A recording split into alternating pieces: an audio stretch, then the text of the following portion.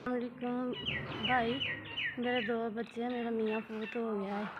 ना मुजमा की भाई मेरी लत्त टुट गई, एक्सीडेंट होया सी, लत्त 'ਚ सरिया पिया है ते घर काम कर नहीं सा, 3 महीने हो गया ते मेरा एक्सीडेंट होया, मेरी लत्त आंदियां टुट गई सी। 2 बच्चे आ, बड़ी औखी रोटी कमाई, कदी किसे को, कदी पुप्पी को, कदी मासी को। मेरी लत्त है वाली हड्डी क्रैक हुई टुट्टी जो इलाज करानी 5-6 हज़ार रुपया खर्चा होंदा है, दवाइयां वगैरह पट्टियां दा, मालिश वगैरह दिंदे आ। अल्लाह दा बेहतर है, अगे नाल ठीक हाँ, ते वैसे ही तुरिया नहीं जाता है, ते पैसे नहीं है ते पट्टी करवाने वास्ते ये जाना थोड़ा जी ना, तुरिया नहीं सही जाता जो। दवाई भी लैनी, हले मालिश भी लैनी, पट्टियां होर होनियां जो।